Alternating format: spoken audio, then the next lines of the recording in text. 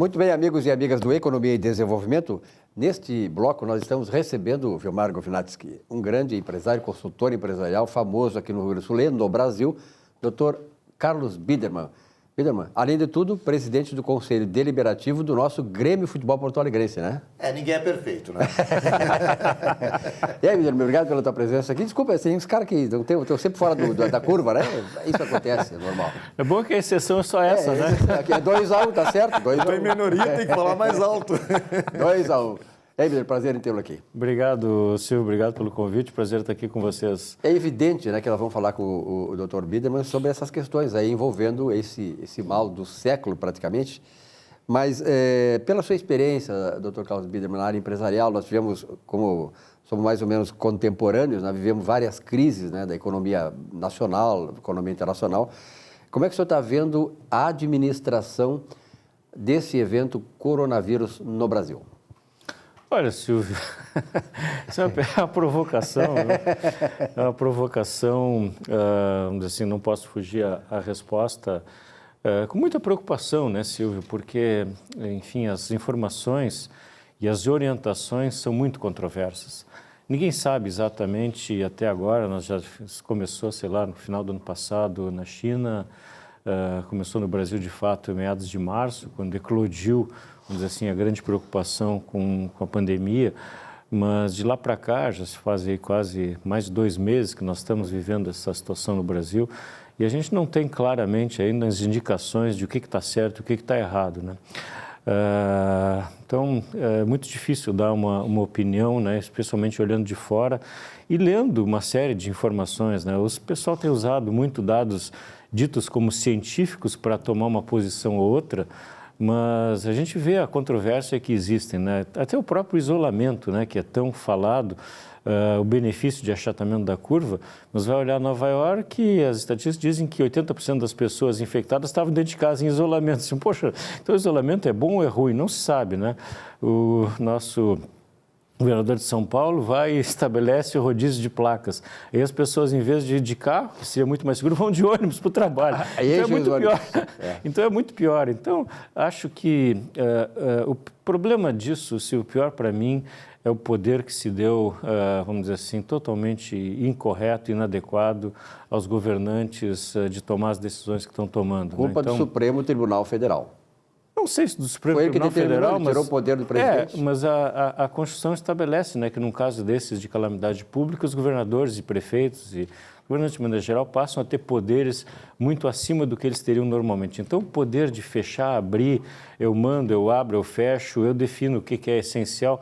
Olha, conceito de essencialidade, esse é um conceito individual do ser humano. Poxa, se eu acho que um manicure, sei lá, um cabeleireiro é essencial para mim, eu que vou definir. E o cara que está prestando serviço, isso é essencial para ele, tá certo? Agora, transferir a um governante o poder de definir o que é essencial, isso é ridículo, isso não faz nenhum sentido. Aí o cara define, transporte mas a academia não é. Poxa, mas se a pessoa precisa, vamos dizer assim, se manter em forma, é questão de saúde pública, o sujeito está em forma, está, vamos dizer assim, respirando um ar puro, está fazendo seu exercício, agora impedem as pessoas de fazer esse exercício, fazer a sua caminhada na rua, em benefício do quê?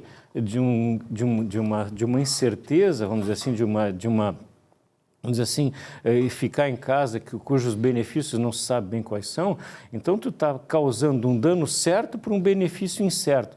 Então, eu acho que o melhor ainda seria, vamos dizer assim, a conscientização do o que as pessoas devem fazer e deixar o livre-arbítrio das pessoas exercerem o seu direito de usar máscara, de usar a sua academia, de fazer a sua caminhada no parque. Por os parques de São Paulo, aqui de Porto Alegre, o Parque Germânia está fechado. Mas qual é a razão de fechar o parque? Então, as pessoas ficam caminhando em volta do parque, porque lá dentro do parque não pode entrar. Que benefício está sendo causado por esse ato autoritário, abusivo de fechar um parque? E aí podia, vamos dizer assim, citar inúmeros exemplos, mas o principal para mim é essa questão da retirada da liberdade individual. Isso é muito grave e à medida que a sociedade aceita que você retire a sua liberdade individual de exercer o seu livre-arbítrio, de exercer a sua o que é bom para si e transferindo para governantes o poder de definir o que é bom para a pessoa, eu acho que aí a sociedade entra num risco absolutamente grave, que é, vamos dizer assim, a perda da liberdade individual.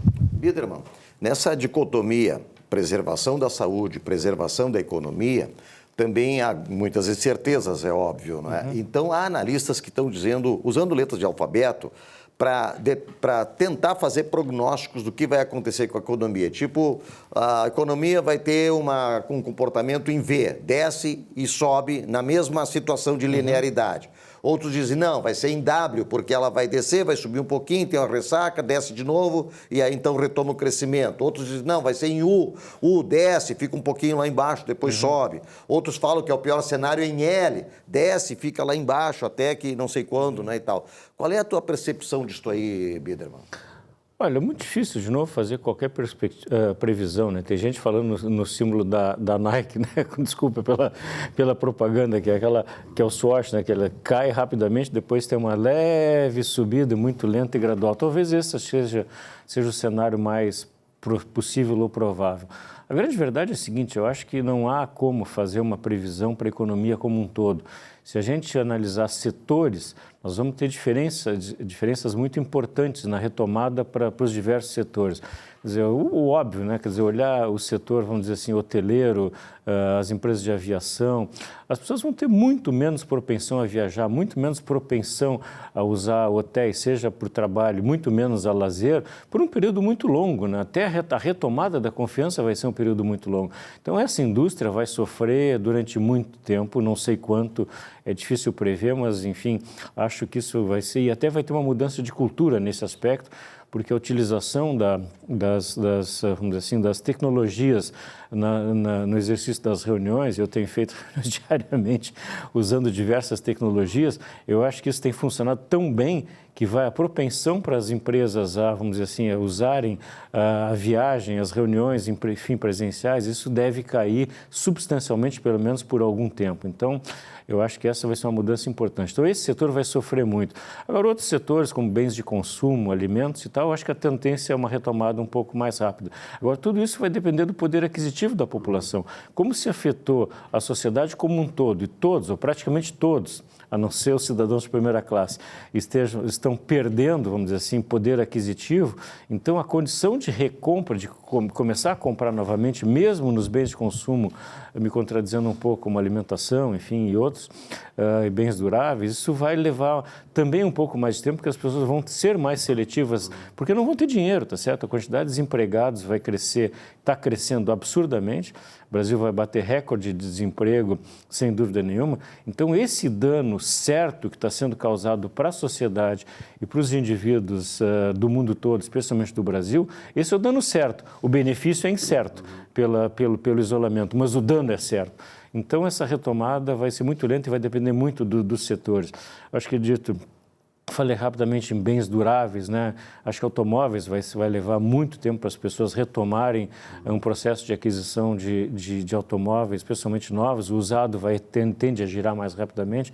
Então, são setores que, vamos dizer assim, vão ter retomadas em diferentes graus, em diferentes níveis. Então, eu estou muito mais para a retomada da Nike, e mesmo assim muito setorial, porque alguns vão ficar em L, com certeza, como é o setor ligado à hotelaria, a empresas de aviação, todas as agências de viagem, então isso vão sofrer muito durante muito tempo. Né? Biderman, nesta semana saiu o dado lá sobre o emprego nos Estados Unidos, e segundo o último dado, o desemprego, que era de 4,4% em começo de março, passou para 14,7%, significou 20 milhões e 700 mil desempregados.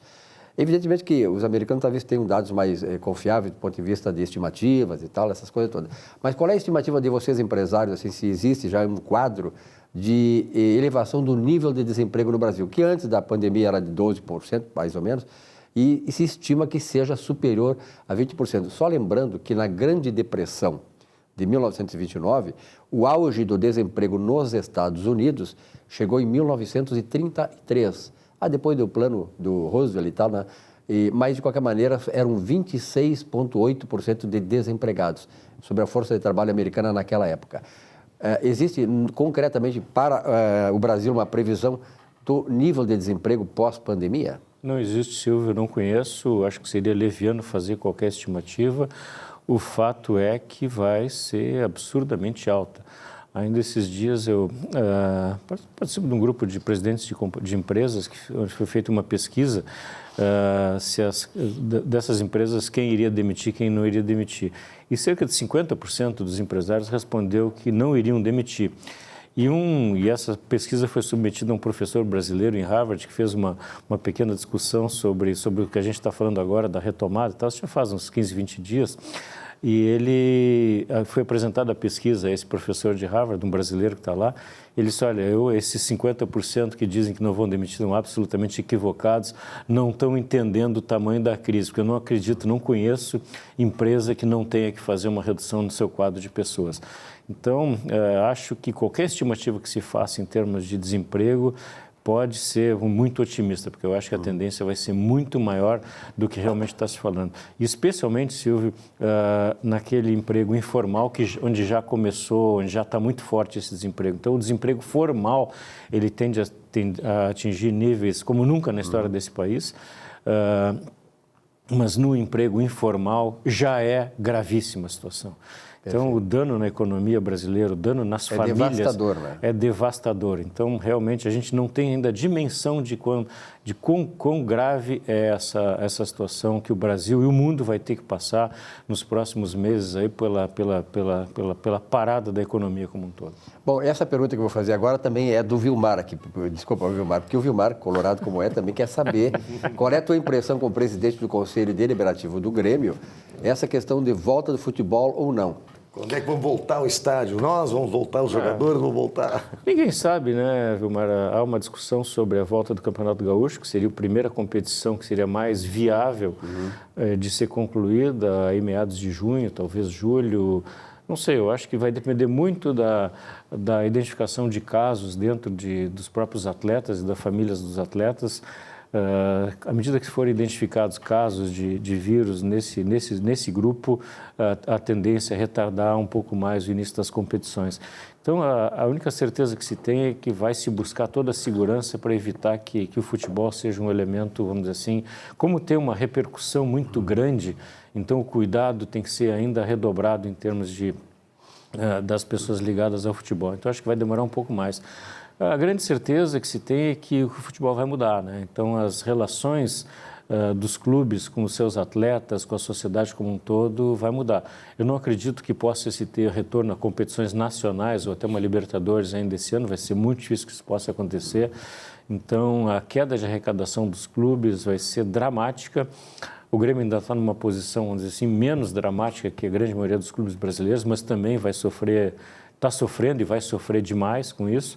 Então, vai passar por toda uma renegociação dos contratos, especialmente com os atletas, toda uma nova realidade de uma relação contratual está por acontecer, porque é impossível manter, vamos dizer assim, os clubes, de maneira geral, sem receita, e a receita vem do exercício da atividade. Então, a receita de televisão, quadro social, as pessoas não querem continuar contribuindo com o clube, se nota isso. Porém, quando a pessoa perde o emprego, perde a sua receita, tem que cortar, e não tem jeito, não adianta. O amor pelo clube existe, mas se entende que, vamos dizer assim, chega um momento que não há mais... Brincadeiras à parte, Biderman, parabenizar a direção do Grêmio, parabenizar o treinador, parabenizar os jogadores pelas atitudes de solidariedade que estão tomando, né, frente a esta crise. O Inter também está tomando, né? O Inter está tomando. Mas como eu estou na frente de um presidente do Conselho... Não, acho que isso é um lado positivo. Dessa que está mostrando, vamos dizer assim, eu queria fazer, se me permite, 2 comentários sobre isso. As empresas, de maneira geral, estão tendo atitudes, vamos dizer assim, de solidariedade muito importantes dentro dos princípios de governança e responsabilidade social. Os meus clientes têm feito ações assim extraordinárias de apoio às sociedades onde elas estão inseridas. Um cliente meu em São Paulo está, vamos dizer assim, contribuindo com 50 milhões de reais vamos dizer assim, financiando empresas que estão construindo respiradores, não dando dinheiro diretamente para governos e municípios, que a gente sabe que aí a tendência de desvio é grande, né? Mas dando diretamente para os fabricantes de equipamentos. Então, essa solidariedade das empresas está acontecendo de uma forma nunca vista antes no país. Eu acho isso muito, muito bom. E a solidariedade entre as pessoas, eu acho que isso mudou. E eu notei que é uma coisa que era rara aqui no Brasil. Eu tenho mantido a minha... rasgando um pouco aí os protocolos, tenho mantido a minha atividade esportiva, tenho corrido, tenho andado de bicicleta, natação está mais difícil, mas as pessoas correndo na rua, na praia especialmente, as pessoas estão começando a se cumprimentar, que era um hábito muito comum fora do Brasil, nos Estados Unidos especialmente. As pessoas não se conhecem, mas estou correndo, cruzo com algum, do abano e tal. E aqui as pessoas começaram a se cumprimentar, caminhando na rua, num ato de solidariedade e até, vamos dizer assim, de uma certa cumplicidade. Estamos sobrevivendo, por né? estar exercendo aquela sua atividade de lazer, aquele seu exercício de uma forma mais livre e até, de uma certa forma, rasgando um pouco o protocolo, como eu disse. Pois é, eu acho que nós vamos, depois dessa pandemia, nós vamos sair naturalmente com menos dinheiro no bolso, mas com mais afetividade, com mais afeto, com mais amor no coração, né? Então, eu acho que isso é importante na vida. Eu acho isso super importante, mas que isso não signifique, Silvio, uma permanência da restrição às liberdades individuais. Com certeza. Porque eu acho que esse é o grande risco dessa pandemia, vamos dizer assim, a gente transferir mais poder para governos e a tendência dos governos serem autoritários é inexorável. A gente está vendo isso em todo o país, não só desde prefeituras até governos estaduais. E, aliás, os que mais falam em democracia são aqueles que estão agindo de maneira tirânica. Esse é a grande verdade. Esse é o grande risco que eu vejo nesse momento, de, vamos dizer assim, haver uma tendência à redução das liberdades individuais, o que seria muito grave. Mas, graças a Deus, a sociedade brasileira está acordando. A chamada direita, ou seja, a não esquerda, eu não chamo de direita, mas as pessoas de bom senso, que pensam com a cabeça, que têm amor pela democracia, pelas liberdades individuais, que, aliás, as liberdades individuais, né, Biderman, que fizeram com que a civilização ocidental crescesse, se consolidasse e chegasse aos níveis que chegamos, do ponto de vista de uma democracia verdadeira. Vamos lutar para que esses governantes tirânicos, satânicos, canalhas, fiquem no lugar deles. Benjamin, obrigado pela tua presença aqui. Vem mais vezes, né? Porque é importante eu que agradeço. Muito obrigado. Muito obrigado pelo convite. Estou à disposição aí, Silvio. Muito bem. Obrigado, Omar. Um rápido intervalo, nossa Economia e Desenvolvimento volta já já.